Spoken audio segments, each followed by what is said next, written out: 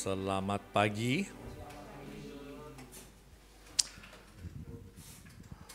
Welcome Atalia ya. Oke, welcome Atalia ya. Firman Tuhan diambil dari Injil Yohanes 16 ayat 1. Saya akan bacakan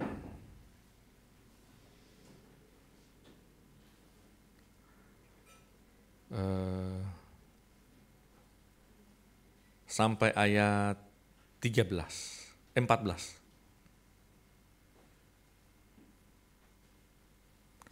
Semuanya ini kukatakan kepadamu supaya kamu jangan kecewa dan menolak aku. Kamu akan dikucilkan, bahkan akan datang saatnya bahwa setiap orang yang membunuh kamu akan menyangka bahwa ia berbuat bakti bagi Allah. Mereka akan berbuat demikian karena mereka tidak mengenal baik Bapa maupun aku. Tetapi semuanya ini kukatakan kepadamu supaya apabila datang saatnya, kamu ingat bahwa aku telah mengatakannya kepadamu. Hal ini tidak kukatakan kepadamu dari semula karena selama ini aku masih bersama-sama dengan kamu. Tetapi sekarang aku pergi kepada Dia yang telah mengutus aku, dan tiada seorang pun di antara kamu yang bertanya kepadaku kemana engkau pergi. Tetapi karena aku mengatakan hal itu kepadamu, sebab itu hatimu berduka cita. Namun benar yang kukatakan ini kepadamu adalah lebih baik berguna bagimu jika aku pergi. Sebab jikalau aku tidak pergi, penghibur itu tidak akan datang kepadamu. Tetapi jikalau aku pergi, aku akan mengutus Dia kepadamu. Dan kalau Ia datang, Ia akan menginsafkan dunia akan dosa, kebenaran dan penghakiman. Akan dosa, karena mereka tetap tidak percaya kepadaku.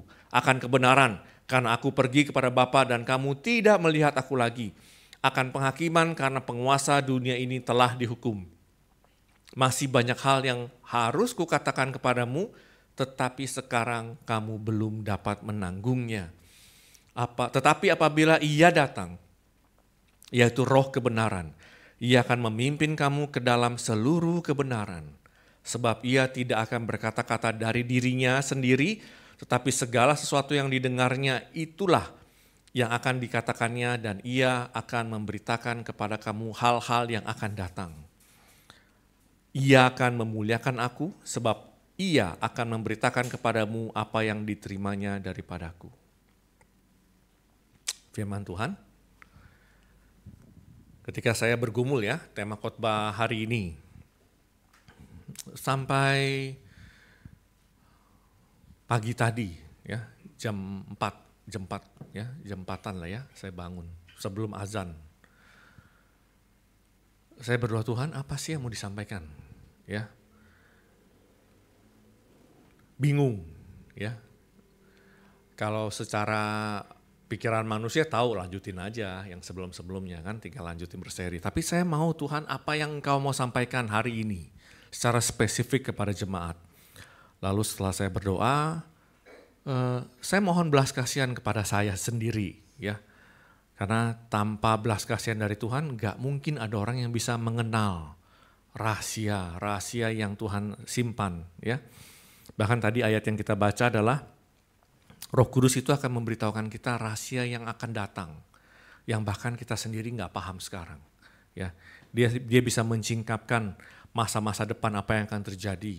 Ya, seperti nubuatan kitab Daniel, nubuatan tentang Wahyu, semua bicara tentang masa depan.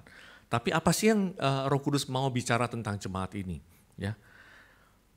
Kuncinya ada di Yohanes 16 ayat 1. Semuanya ini kukatakan kepadamu supaya kamu jangan kecewa dan menolak aku. Konteks ayat ini adalah sebelum Tuhan Yesus disalib. Ya, masih dalam suasana Taman Getsemani, ya, sebentar lagi akan datang Yudas membawa seluruh pasukan dari imam besar untuk menangkap Yesus, ya kan? Yesus memberitahu ini, ya. Kamu akan menderita untuk aku, ya.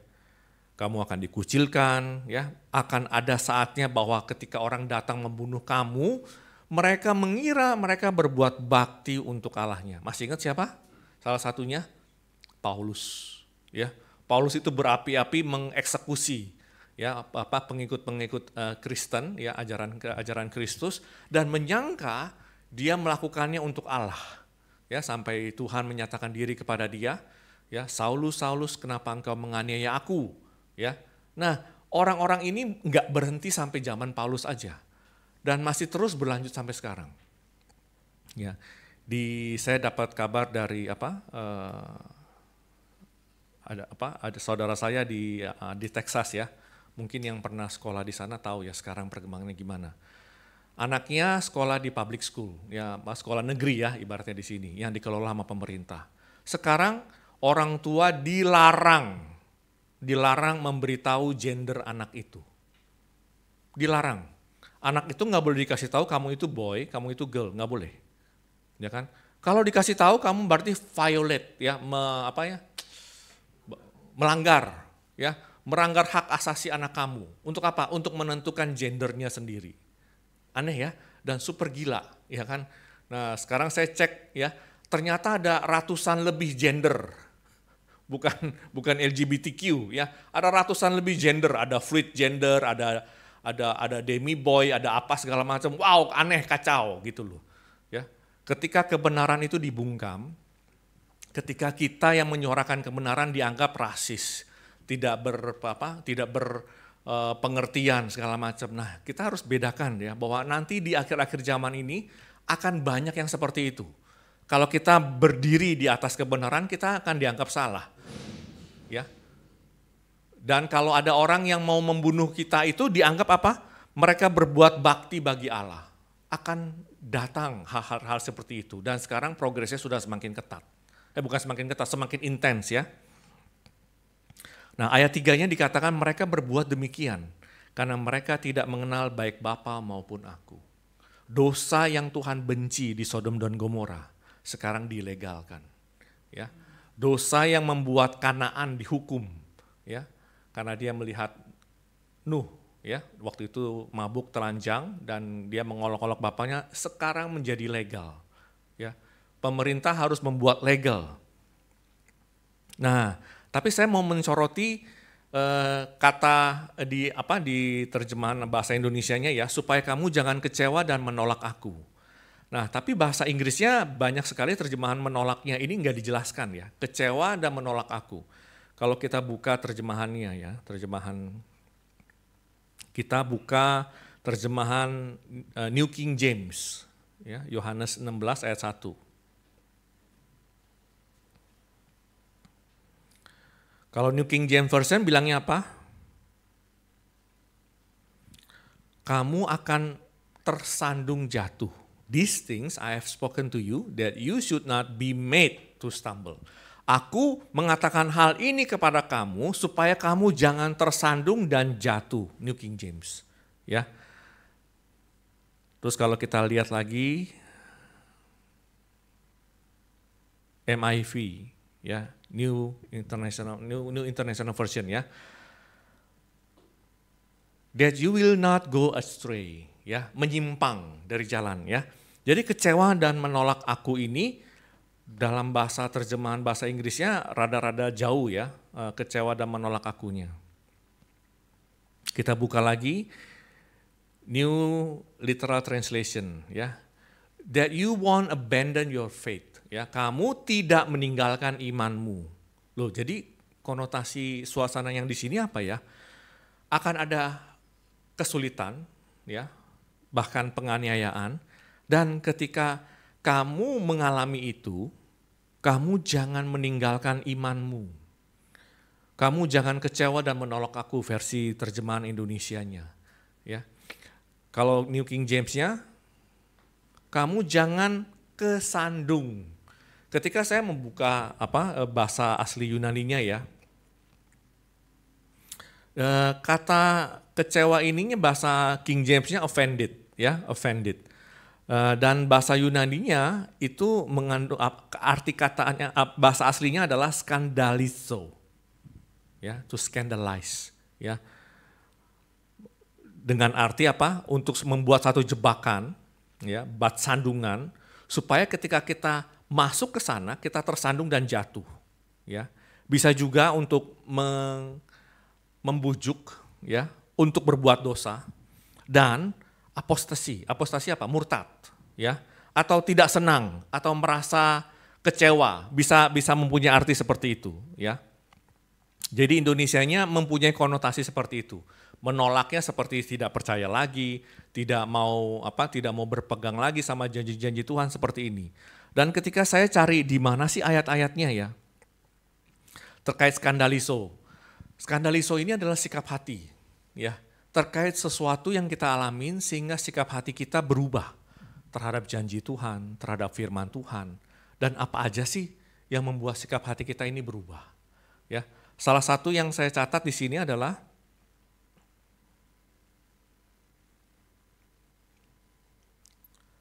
terkait dosa. Ya, kita buka ininya ya, beberapa poinnya ya. Matius 5 ayat 27 sampai 30.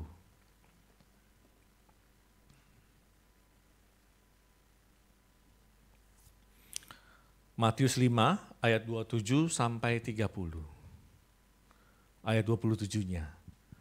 Kamu telah mendengar firman, jangan berzina. Tetapi aku berkata kepadamu, setiap orang yang memandang perempuan dan menginginkannya sudah berzina dengan dia di dalam hati. Ya, bahasa Inggrisnya lebih detail. Ya, ketika kita memandang perempuan dengan lust, ya, sudah berzina dengan dia di dalam hatinya. Maka terkait dosa ini ya, terkait yang membuat kita jatuh tersandung. Jika matamu yang kanan menyesatkan engkau, cungkilah dan buanglah itu. Karena lebih baik bagimu jika satu dari anggota tubuhmu binasa daripada seluruh tubuhmu dengan utuh dicampakkan ke dalam neraka.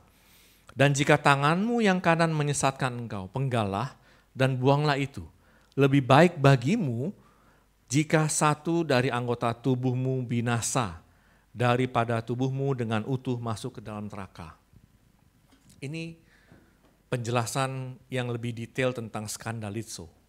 Kalau ada sesuatu yang membuat kita trip, ya, kesandung jatuh dalam dosa, entah itu kita merasa Tuhan mengecewakan kita, apapun bentuknya lah, apapun bentuk excuse-nya. Ya, kita tahu itu jahat, ya, itu sesuatu yang jahat, sama ketika kita sedang bertengkar dengan pasangan. Kita tahu perkataan kita itu menyakiti dia kalau kita ucapkan itu. Tapi karena kita lagi bad mood, kita lagi bete, we do it anyway. Kita tetap melakukannya. Kenapa? Karena kita lagi in the bad mood gitu ya. Sama, skandalizo itu satu trigger, satu event yang membuat suasana hati kita itu berubah. Ya, sehingga hal itu membuat kita jatuh, ya, bahkan terjebak, terbujuk untuk melakukan dosa, bahkan untuk murtad, bahkan untuk merasa tidak senang dan merasa terluka oleh perlakuan Tuhan. Ya, ini salah satunya. Ya. Berikutnya diambil dari Matius 20 ayat 11 sampai 15. Skandalizo juga. Ketika mereka menerimanya, ini tentang perumpamaan seorang tuan yang mempunyai tanah, lalu pagi-pagi dia keluar mencari hamba yang mengerjakan di kebunnya, kebun anggurnya, ya. Terus tengah hari dia keluar lagi, ya, siang hari keluar lagi, sore keluar, dan sudah mau matahari sudah mau terbenam, dia masih keluar lagi jam 5 cari lagi, ya. Dan ketika dia bagi-bagi upah, semua dapat upahnya sama, ya, 1 dinar, upah 1 hari. Baik yang kerja dari pagi sampai sore atau yang kerja masuk jam 5. Ya. Nah ini, ketika mereka menerimanya, mereka bersungut-sungut kepada Tuhan itu. Katanya, loh mereka yang masuk terakhir ini hanya bekerja 1 jam. Dan engkau menyamakan mereka dengan kami yang sehari suntuk bekerja berat dan menanggung panas terik matahari. Ya, ini event, ya, kejadian di mana mereka jadi bersungut-sungut, sebal, skandalizo, ya. Tapi Tuhan itu menjawab seorang dari mereka, saudara, aku tidak berlaku tidak adil terhadap engkau. Bukankah kita telah sepakat sedinar sehari?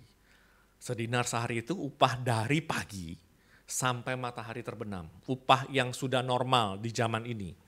Ya, ambillah bagianmu dan pergilah. Aku mau memberikan kepada orang yang masuk terakhir ini sama seperti kepadamu. Tidakkah aku bebas mempergunakan milikku menurut kehendak hatiku? Atau irikah engkau karena aku murah hati? Skandalizo. Ya. Ketika kita melihat bahwa kita kerja dari pagi sampai malam ya, dari sisi para pekerjanya, terus kita melihat loh enak aja.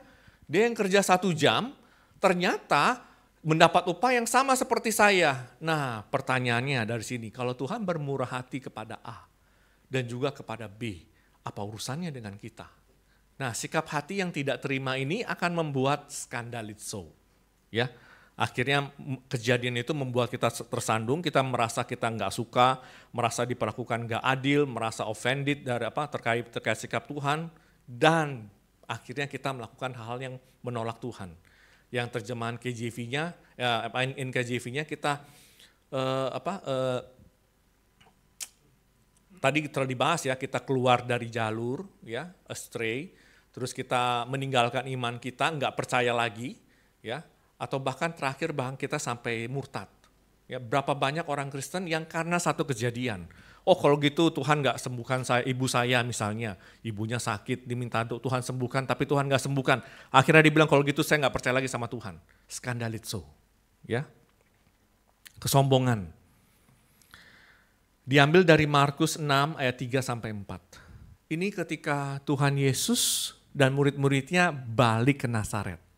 Ya, balik ke Nazaret, mereka yang di Nazaret sangat tahu ya siapa Tuhan Yesus dari kecil, karena Tuhan Yesus lahir di Bethlehem, lalu pergi ke Mesir karena mau dibunuh sama Herodes, lalu dipanggil balik ya sama malaikat Tuhan karena Herodes sudah mati.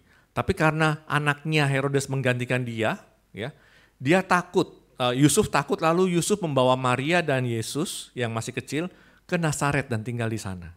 Nah, ketika Yesus udah melakukan banyak mujizat di tempat-tempat lain, dia mau balik ke Nazaret, dan inilah perlakuan orang-orang Nazaret. Markus 6 ayat 3-4.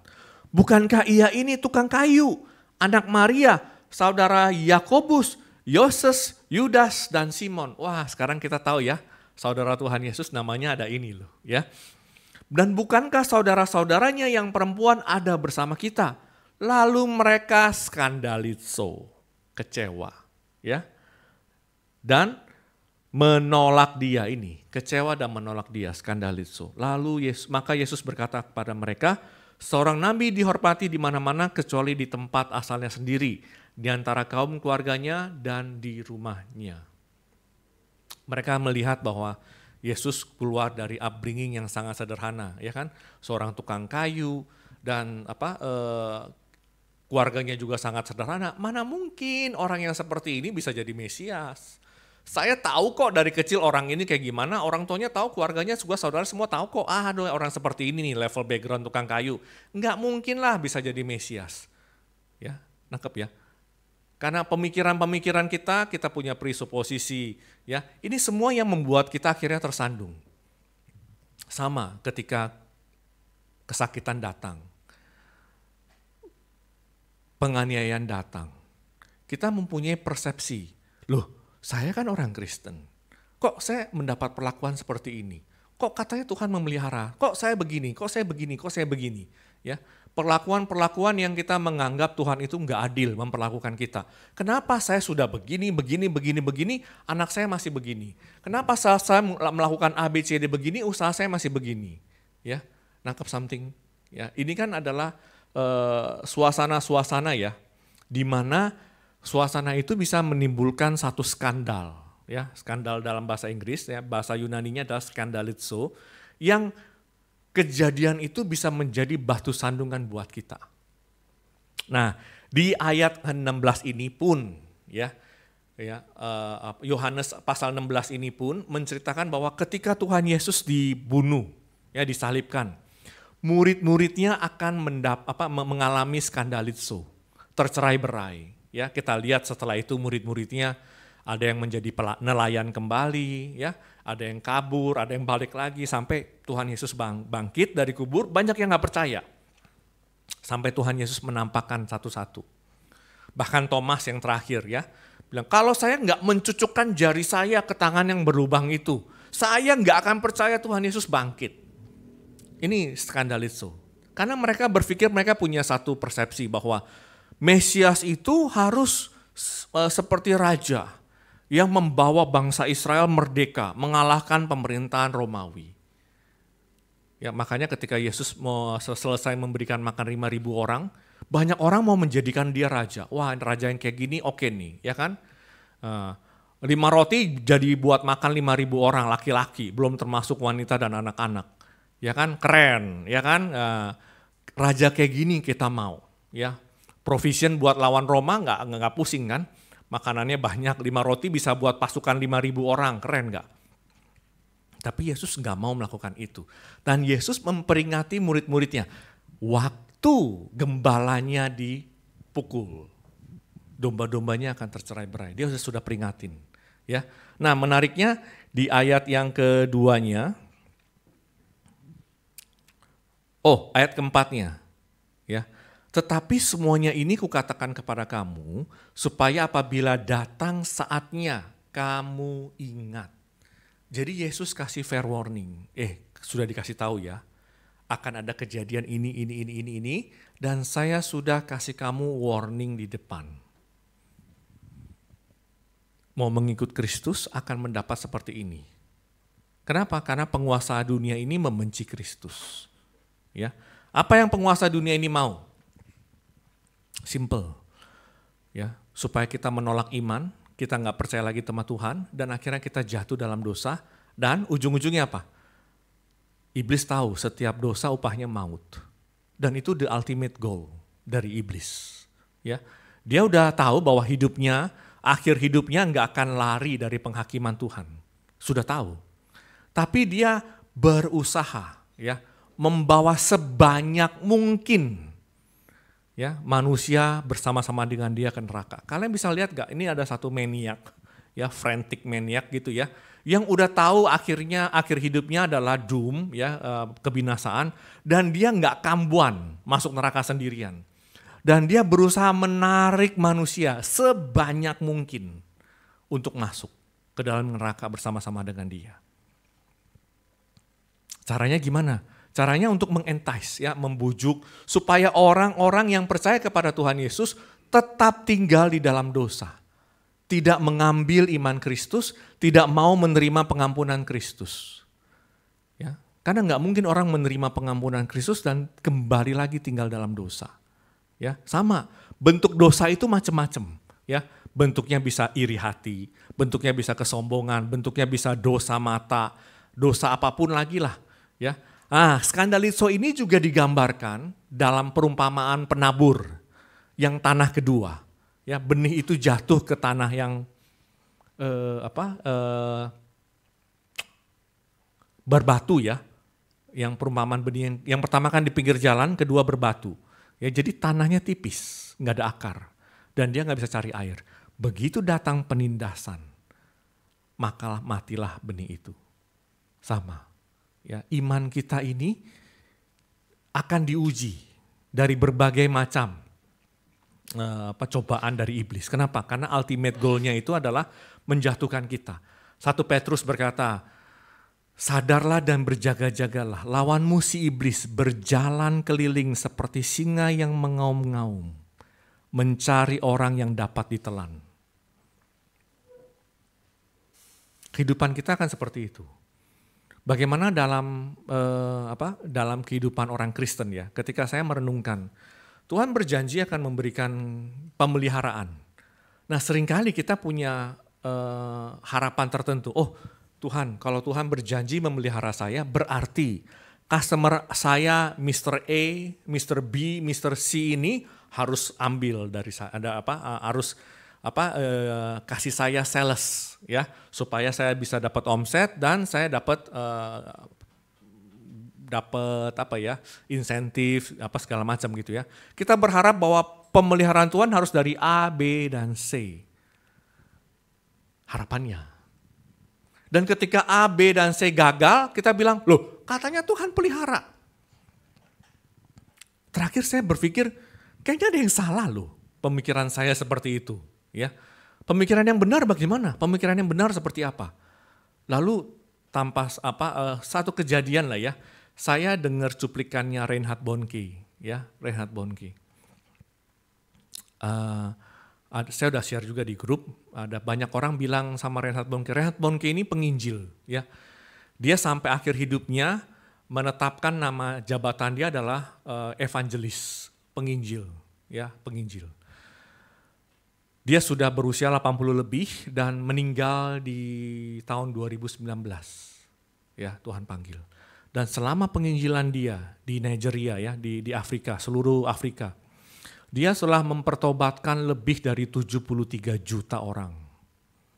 KKR-nya setiap kali KKR itu dihadiri oleh 1 juta orang, 2 juta orang, paling banyak bisa sampai 3-4 juta orang. Dan seluruh Nigeria dan negara-negara Afrika dari Cape Town ya sampai ke Kairo, seluruhnya dijamah. Terus dia buat satu yayasan namanya Christ for All Nation, ya NYAL, EN ya, Christ for All Nation. CFOAN, ya benar gitu. Nah, ketika dia sudah menjelang akhir hidupnya ya, banyak orang tanya, kamu luar biasa ya Reinhard ya, kamu bisa menjaga api Roh Kudus sampai sekarang. Nah, Reinhard Bonnke bilang begini, kamu salah, bukan saya yang menjaga api Roh Kudus, tapi api Roh Kuduslah yang membakar saya sampai sekarang. Dan ketika Reinhard Bonnke ya menceritakan pengalaman hidupnya di awal, pengalaman hidupnya itu boleh dibilang di awal-awal boleh dibilang Allah nggak kasih support apa-apa, ya. Dia berjalan seharian jalan kaki dari desa satu ke desa yang lain ya. Waktu itu tahun 72 missionaries dia di Afrika itu nggak dapat banyak support. Jadi untuk pergi dari satu kota ke desa lain dia harus jalan kaki. Sampai ke sana yang datang dengar cuma 5 orang penduduk desa itu, pakai penerjemah ya. Setelah itu 5 orangnya dengar Injilnya dia juga nggak bertobat. Dia bilang, Tuhan kenapa begini? Ya kenapa begini? Lalu ketika Tuhan memberikan dia vision, dia melihat di dalam mimpi dia seluruh Afrika itu dibanjiri oleh darah Tuhan Yesus. Lalu Tuhan Yesus bilang begini, kamu kuutus ya untuk mengabarkan Injil ke seluruh benua Afrika. Gitu loh, dari Afrika Utara, dari Afrika Selatan sampai Afrika Utara. Gitu loh, seluruh benua Afrika. Nah, penginjilannya penginjilan kuasa ya waktu itu ya. Dan teman-temannya ya missionary support, dia disupport dari Inggris. Dia orang Jerman tapi ambil sarjana teologinya di Inggris dan dia disupport sama yayasan missionary dari Inggris. Nah, karena mereka agak konvensional lah ya, mereka nggak setuju gaya penginjilannya Reinhard Bonnke. Dia bilang, Reinhard kalau kamu begini kita nggak bisa support kamu loh. Udahlah, jangan pakai gaya-gaya baru, ikutin aja gaya yang sudah ada. Ya, lalu Reinhard bergumul, Tuhan, ya, for the sake of brothers, ya supaya saya nggak offended mereka. Ya mereka yang utus saya ke sini begini-begini, boleh gak saya nggak melakukan seperti yang kau mau, for the sake of brothers. Ya, dia takut teman-teman sepelayanannya, misi yang mendukung dia itu teroffended ya, merasa ini udah disupport jauh-jauh segala macam, sekarang jadi bola liar gitu loh. Lalu dia berdoa, berpuasa, menanyakan kehendak Tuhan. Lalu Tuhan ngomong begini ke dia, if you drop my vision, I will drop you. Kalau kamu melepaskan visiku, aku akan melepaskan engkau. Wah, Reinhard Bonnke takut sekali. Lalu dia pulang, ya, dia puasa berdoa di satu tempat ya, agak bukit begitu. Dia pulang, dia ngomong sama istrinya, Annie. Bilang, Annie, kita harus resign dari missionary ini. God already said, ya Tuhan telah berkata kepada saya, kalau saya drop visionnya Tuhan, Tuhan akan mendrop saya. Saya nggak mau itu terjadi. Lalu dia tulis surat, dia resign. Ya, seperti biasa lah ya. Yayasannya bilang, wah kamu nggak tahu diri, kamu nggak gini lah. Setelah itu dia pergi, nggak ada dana apa-apa. Lalu saya berpikir, kalau saya di posisi Reinhard Bonnke waktu itu ya, nggak ada yang support. Nggak ada yang support, makan pun susah. Ya, nggak ada support, berhenti total supportnya dari Inggris. Gimana? Itu yang terjadi sama kita sekarang kan. Tuhan, saya mau penginjilan tapi kok nggak ada supportnya Tuhan. Saya mau pergi tapi kalau nggak ada supportnya saya nggak pergi. Beda sama Reinhard Bonnke. Reinhard Bonnke bilang, Tuhan saya jalan. Dia berangkat dengan seadanya, waktu itu kalau nggak salah tinggal speaker sama diesel ya, karena di situ nggak ada gedung ya, kayak padang rumput yang luas, benua Afrika tahu ya, kayak safari begitu. Jadi semua desa-desa dikumpulin ke sana. Jadi pakai mesin diesel generator buat nyalain speaker sama lampu. Dan dia mulai berkhotbah dengan kuasa penginjilan. Sejak saat itu ya Tuhan bekerja. Dan pelayanan penginjilannya boom. Satu desa bertobat, kuasa dinyatakan, desa ini menceritakan kepada desa-desa lain. Terus dia bilang begini, seumur hidup saya, I never beg for money kepada manusia. Dia gak pernah ngemis soal uang. Tuhan kirim orang-orang super kaya untuk support penginjilan saya. Saya gak pernah beg for money. Ya. Sikap hati saya ketika itu adalah ketika saya menjalanin panggilan saya ya, saya juga dipanggil sebagai penginjil, saya berpikir saya harus buat tenda dan Tuhan harus berkatin tenda saya. Supaya hasil dari tenda ini saya pakai buat penginjilan. Begitu Tuhan. Ya, sampai saya disadarkan bahwa perkataan Reinhard Bonnke itu ya, dibilang begini, money is earthly things. Wah bikin kesel ya kan. Ya, tapi kalau nggak ada money ya susah juga Tuhan. Tapi Reinhard Bonnke begitu ya. Tapi penginjilan itu heavenly things. Ketika kita fokus sama heavenly things, God will take care the earthly things. Agak susah ditelan. Wah, imannya seperti ini ya. Hati saya bergumuruh. Wah, fokusnya pelayanan Tuhan ya. Gitu ya. Nanti Tuhan akan buka resource-nya.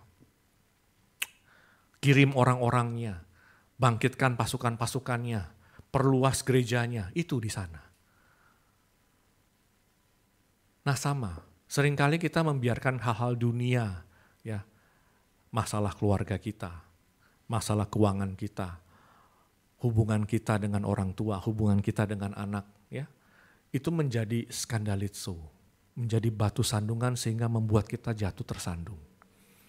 Kita nggak mau percaya bahwa Allah kita itu Allah yang menepati firman-Nya. Mazmur 23, Tuhan adalah gembalaku, aku takkan kekurangan. Tapi saya kekurangan Tuhan. Dilemanya itu kan. Sama ketika Tuhan berjanji kepada Abraham waktu di umur 75 tahun, kamu akan memperoleh anak dan dari anak ini keturunanmu akan menjadi bintang di langit sebanyaknya dan pasir di laut banyaknya. Tapi dia tunggu 25 tahun sampai Ishak lahir. Pertanyaannya, kalau kita jadi Abraham, sejak di titik kita terima janji Tuhan, kamu akan punya anak. Tahun pertama gak punya anak. Tahun kedua gak punya anak. Terus tahun-tahun berikutnya gak punya anak. Oh Hagar, Sarah ada ngomong, jangan-jangan lewat budakku nih Hagar. Coba pakai dia, ya keluarlah Ismail. Terus Tuhan bilang, no, bukan Ismail. Anak dari Sarah langsung. Terus lanjut, setahun, 2 tahun, 5 tahun, 10 tahun, 15 tahun. Apakah kenyataan bahwa dia belum punya anak membuat dia jadi terjatuh? Tuhan lama sekali, 25 tahun nih, misalnya sampai tahun ke-23, Tuhan udah 23 tahun nih Tuhan. Gimana sikap kita? Kita yang nunggu berapa bulan, ya, belum sampai setahun tuh kayaknya susahnya bukan main. Nah, sikap hati ini yang membuat celah untuk iblis masuk. Ya, balik lagi di Efesus 6 menjelaskan bahwa serangan iblis kepada kita bentuknya adalah tipu muslihat. Dia akan intimidasi, tuh lihat, your God fails you. Ya, Tuhan kamu nggak tepatin janjinya. Itu lihat, Tuhan kamu nggak pelihara kamu. Itu lihat, Tuhan kamu tidak memelihara kamu, tidak berjaga-jaga atas kamu, Tuhan kamu begini. Memang itulah tugas dari musuh kita. Karena dia punya ultimate goal yang membuat kita jatuh dalam dosa. Nah pertanyaannya, Tuhan Yesus dalam Yohanes 16 ayat 1 ini telah mengatakan kepada kita dengan jelas-jelas. Dia telah memberitahukan segala sesuatunya. Kamu akan begini, supaya kamu jangan kecewa dan menolak aku. Artinya apa sih? Hei, kamu akan mengalami kesusahan. Kamu akan dicobai oleh dosa. Kamu akan dihimpit oleh masalah finance. Kamu akan mengalami masalah dalam keluarga kamu. Kamu akan mengalami masalah dalam hubungan kamu. Kamu akan ragu-ragu dan khawatir akan masa depan kamu. Tapi jangan takut. Kenapa? Ya.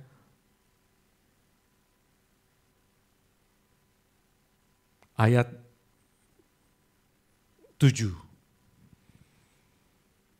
Sebab jikalau aku tidak pergi, penghibur itu tidak akan datang kepada kamu. Nah, di sini kita bisa melihat di dalam skandalizo kita, Tuhan never left us orphan, ya kan? Nggak pernah meninggalkan kita jadi yatim piatu. Dia bilang apa? Saya akan mengirim kamu penghibur yang lain. Roh penghibur, Roh Kudus. Ya, ayat 13-nya. Nah, mulai 8, ya. Kalau ia datang, Roh Kudus itu datang, ia akan menginsafkan dunia akan dosa. Terkait kita pun, Roh Kudus akan terus mengingatkan kita, terus percaya. Sudah ditulis di dalam Alkitab, terus percaya. Ya, akan kebenaran karena aku pergi kepada Bapa dan kamu tidak melihat aku lagi. Akan penghakiman karena penguasa dunia ini telah dihukum. Masih banyak hal yang harus kukatakan kepadamu, tetapi sekarang kamu belum dapat menanggungnya. Tetapi apabila ia datang, yaitu Roh kebenaran, ia akan memimpin kamu ke dalam seluruh kebenaran. Ketika kita berada di dalam skandalizo, ya, suatu event, situasi yang membuat kita merasa kita kecewa, ya, kita tidak bisa terima situasinya karena banyak sekali ya itu. Masih banyak lagi yang kalau saya mau keluarin semua ayatnya nggak selesai. Terkandung apa? Ada juga terkait sikap kita. Oh nggak boleh begini. Skandalizo juga dipakai dalam Paulus di 1 Korintus yang menjelaskan nggak boleh makan makanan persembahan berhala. Ada jemaat yang bilang, oh kamu nggak boleh makan persembahan berhala, itu haram. Orang Kristennya bilang boleh, semua udah nggak ada haram lagi. Nah kalau kamu makan makanan persembahan berhala itu menimbulkan skandalizo untuk saudara kamu, jangan makan. Untuk kasus waktu itu ya, banyak sekali ya. Dan Yesus sudah memberitahu bahwa di dalam kehidupan orang Kristen akan banyak skandalizo. Contohnya ketika kita dengar news, tahun 2023 akan gelap. Wah, pikiran kita apa? Resesi, ya, 60 sekian negara sudah meminta pertolongan kepada IMF. Respon kita apa? Wah, siap-siap nih, ikat pinggang, ya. Dompet harus diatur ulang. Fine, ya. Tapi sikap hati kita ketika kita melakukan hal itu, apakah keluar dari sikap hati yang cemas? Nanti kalau nggak begini, keluarga saya akan susah. Seakan-akan, ya, Tuhan nggak punya kekuatan untuk menolong kita. Kalau kita lihat banyak sekali contoh-contoh di Alkitab ya, salah satunya waktu Nabi Elia kabur dari Ratu Isabel. Tuhan memakai gagak, burung gagak, untuk memberi dia makan di sungai Kerit. Gagak itu terkenal burung yang rakus, yang gak suka sharing. Tapi Tuhan bisa perintahkan burung yang rakus ini, kirim makanan untuk hambaku Elia. Setelah selesai di situ, disuruh ke Sarfat. Tuhan panggil janda yang super kaya? No, dia panggil janda yang miskin. Yang sebentar lagi makan makanan terakhir, dia akan tunggu kematiannya. Tuhan pakai janda yang sangat miskin ini untuk memelihara hambanya. Tuhan bisa pakai cara yang menurut kita impossible.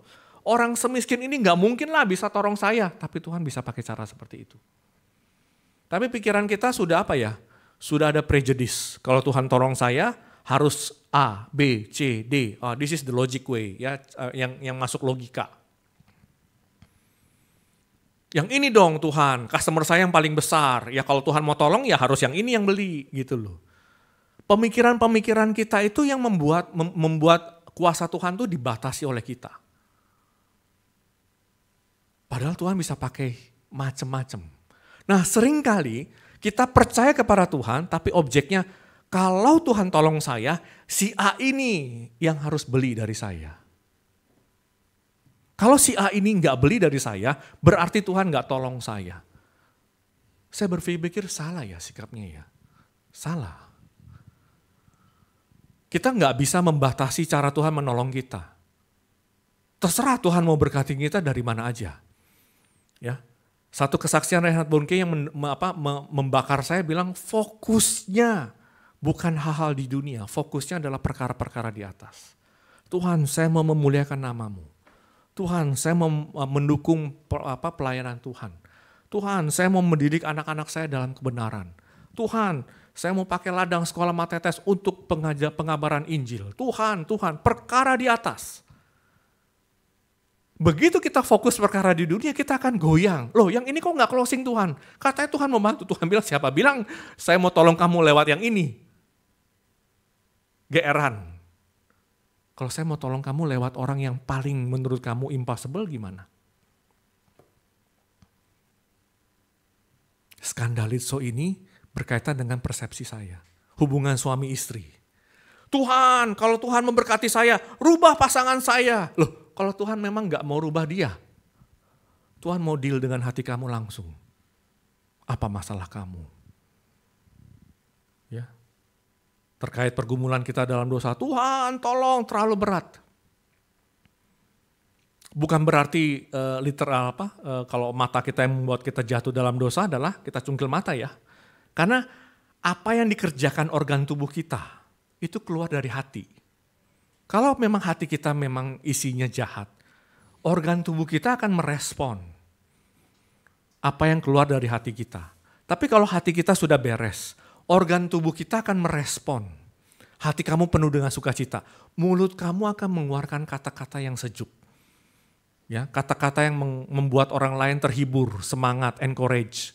Gitu loh, mendorong. Tapi kalau hati kita merasa penuh dengan kepahitan, kesebalan, diberikan kata-kata pujian juga, lu nyindir gua ya. Gitu loh. Sikap hati ini penting. Tuhan Yesus berkata, jagalah hati kamu. Karena dari hati itu mengalir, keluar semua yang jahat.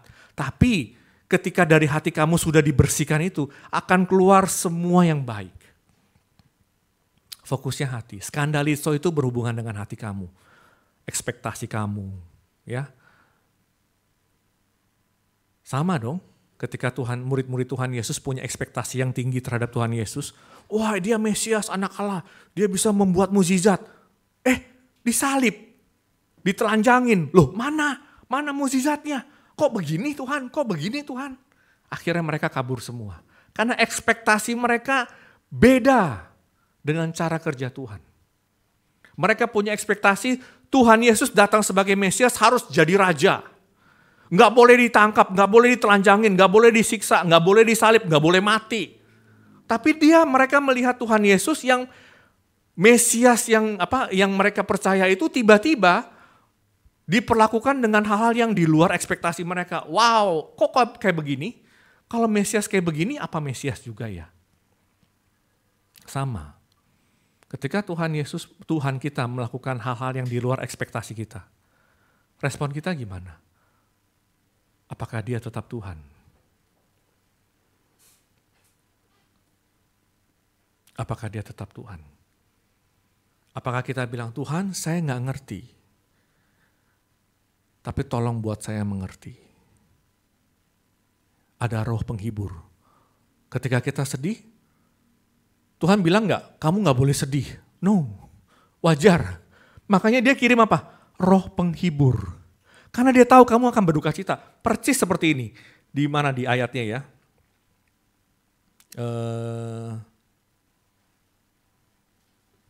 Di Yohanes 16. Aku mengatakan hal ini karena aku tahu kamu akan berduka cita, gitu loh. 20. Aku berkata kepadamu, Yohanes 16 ayat 20. Aku berkata kepadamu, sesungguhnya kamu akan menangis dan meratap. Jadi Tuhan menerima gak emotions orang Kristen? Terima. Dia bilang kamu akan menangis dan meratap. Ya. Dan tetapi dunia akan bergembira. Kamu akan berduka cita. Tuhan Yesus tahu. Emosi negatif ini akan datang dan overwhelm. Tapi enggak lama. Tetapi duka citamu akan berubah menjadi sukacita. Kenapa Tuhan Yesus kasih tahu ini? Fair warning, ya, fair warning. Kamu sudah dikasih tahu, ya, take heart. Jangan nyerah, jangan kecewa. Sudah dikasih tahu. Ya, ketika saya pergi misi penginjilan, udah dikasih tahu ya, WC-nya jelek, ya, terus panas, nggak ada AC. Terus kalau kita masih pergi ke sana, what you expect? Kita marah gitu kalau nggak ada WC-nya, kan udah dikasih tahu nggak ada WC-nya. WC-nya kalau misalnya itu ya BAB harus gali tanah, buang di sana terus timbun lagi. Terus what you expect ketika sampai di sana? Kamar hotel bintang 5 gitu yang harus ada flashnya. Udah dikasih tahu kalau kamu pergi ke sana nggak ada WC ya, nggak ada AC ya. Ya sudah, prepare. Ya saya pergi ke sana. Tapi nggak lama. Ya. Nah, sikap hati ini penting teman-teman. Saya tutup sampai di sini ya. Sama. Seorang anak ya, ketika dia dididik sama orang tuanya. Seringkali, saya lagi ngomong orang tua yang benar ya, orang tua yang benar. Seringkali anak itu nggak mengerti. Kenapa orang tuanya mendidik saya dengan cara seperti ini? Ya, ketika saya kecil, ayah saya mendidik saya harus bisa versatile, ya, semua harus bisa pegang dan itu menyebalkan saya, ya. Pompa air rusak, ayo bongkar bareng sih, tapi saya yang disuruh bongkar, gitu. Dia kasih apa-apa di samping saya dan itu menyebalkan hati saya. Menurut saya kenapa sih nggak panggil tukang aja, ya, cepet, ya, nggak pusing, ya. Terus ada elektrik yang masalah, saya disuruh kerjain elektrik. Anak sekarang jarang belajar elektro ya. Saya dulu belajar elektro loh, elektro singkat ya, nyambung kabel begitu ya, motong-motong kabel. Saya dulu disuruh belajar gitu. Mobil mogok, bongkar, ya, ban kempes, coba bongkar, semua pokoknya harus bongkar. Saya harus bisa naik sampai atas, sampai turun sampai paling bawah gitu loh. Kalau genteng bocor saya bisa naik gitu loh, makanya saya pernah jatuh dari genteng. Itu lain cerita ya, itu lain cerita. Nah, saya nggak ngerti. Ya, kenapa papa saya ajarin saya waktu itu?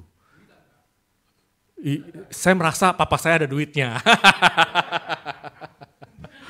Tapi saya nggak mengerti ya, waktu itu papa saya punya pikiran kayak gimana.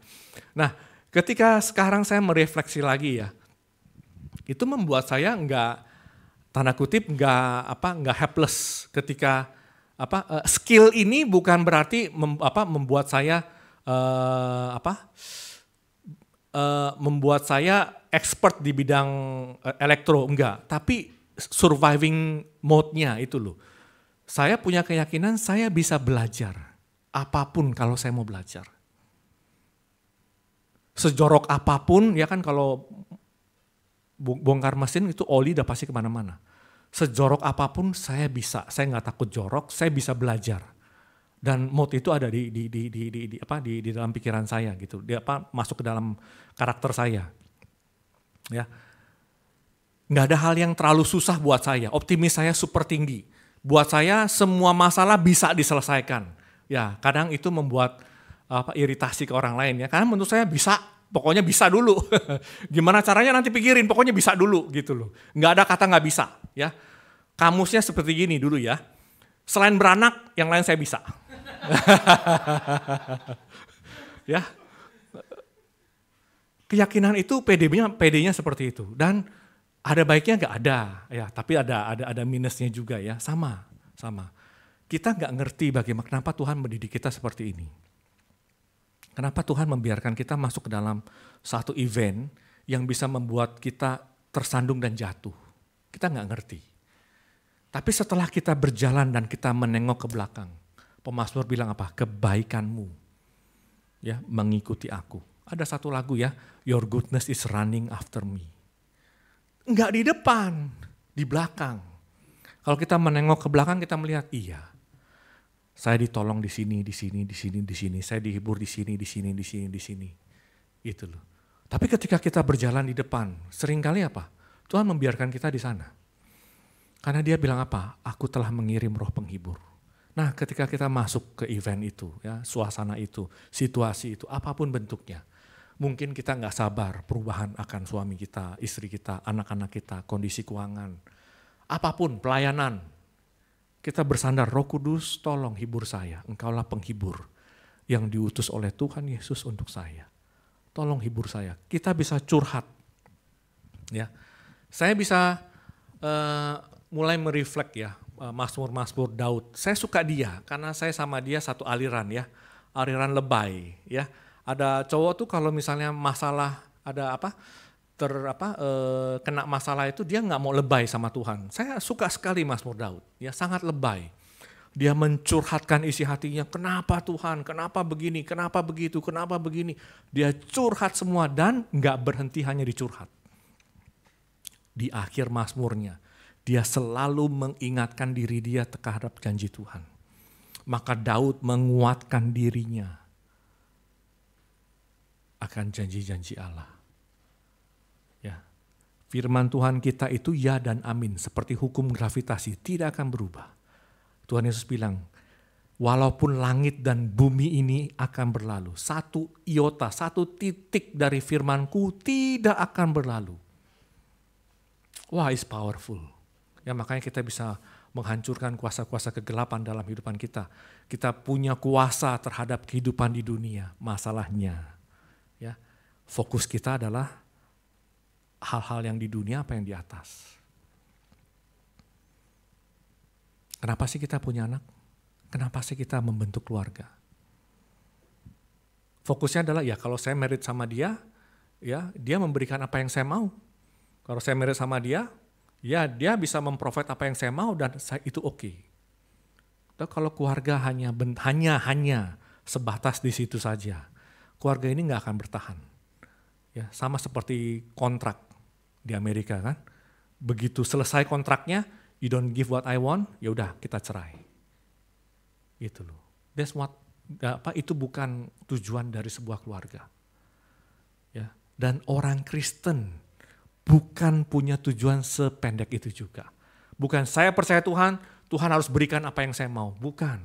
It's about relationship. Ya, bagaimana kita berelasi dengan Tuhan. Bagaimana kita mengenal Dia. Dan kita melalui pengenalan kita akan Dia, mengenal diri kita sendiri. Oh, ternyata saya lemah ya. Ya, banyak orang yang merasa dirinya itu fine ketika sampai dia masuk ke dalam krisis. Nah, ketika dia masuk ke dalam krisis, ya, krisis itu akan mereveal the true you. Ya. Begitu ada masalah, kamu akan bisa melihat, oh this is the true me. Orangnya panik, orangnya stresan, orang yang gak percayaan, this is the true you. Bagaimana? Tuhan mau kita dirubah, menjadi serupa dengan Kristus. Ya, jangan menjadi serupa dengan dunia, tetapi berubahlah dengan pembaharuan akal budimu. Ya, sikap hatinya harus jelas. Kita punya roh penghibur yang menolong. Without him, ya, tanpa roh penghibur, tanpa Roh Kudus, nggak ada orang yang survive. Nggak ada orang yang survive. Ya, makanya Yesus bilang adalah lebih baik kalau aku kembali kepada Bapa, karena aku akan mengirim penghibur yang lain. Yang sama selevel dengan Tuhan Yesus. Ya, pribadi ketiga Allah Roh Kudus. Ya, kita tutup sampai di sini. Musik bisa main. Kita merenungkan kembali ya firman Tuhan disampaikan. Refleksi ke diri kita. Saya orang yang seperti apa ya Tuhan? Ketika krisis melanda dalam hidup saya, entah itu terhadap anak saya, terhadap keuangan saya, terhadap hubungan saya, keluarga saya orang yang seperti apa ya Tuhan? Nah, akui kelemahan kita. Ya Tuhan, saya lemah. Tuhan, saya lemah. I need your help. Ya. Maka firman Tuhan akan terjadi. Segala hal dapat kutanggung. Karena Yesus Kristuslah yang memberikan kekuatan. Tidak ada yang terlalu sulit bagi Allah. Yang sulit adalah kita mempercayai Dia menyelesaikan masalah-masalah kita. Kita suka nggak sabar menunggu waktunya Tuhan. Kita suka nggak sabar menunggu Tuhan bekerja His way. Kita maunya our own way, jalan kita. Itu yang menimbulkan konflik suami istri. My way, my way, my way.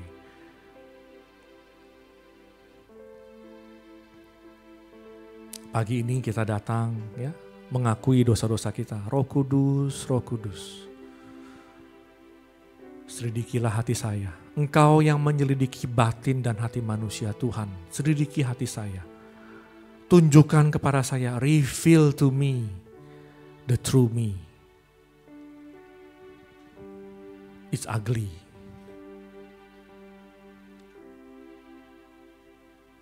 Tapi kalau kita menyerahkan diri kita yang buruk ini ke tangan Tuhan Yesus, Dia akan sempurnakan menjadi serupa dengan Dia. This is the Christian way. Ya, orang-orang yang mengikuti teladan Kristus, bukan teladan manusia. Biarlah hidup kita mulai hari ini merelakan untuk dibentuk sesuai dengan kehendak Dia, menjadi orang yang penuh kasih, sabar, penuh dengan sukacita, penuh dengan pengendalian diri, penuh dengan kemurahan hati, tidak berprasangka buruk. Roh Kudus datang dan jamalah setiap kami di tempat ini. Juga mereka yang mengikuti lewat YouTube, jamah kami semua Roh Kudus. Ampuni kesalahan-kesalahan dan kelemahan-kelemahan dan dosa-dosa kami. Ampuni kebodohan kami, karena kami tidak mengenal firman-Mu. Ampuni kekerasan hati kami.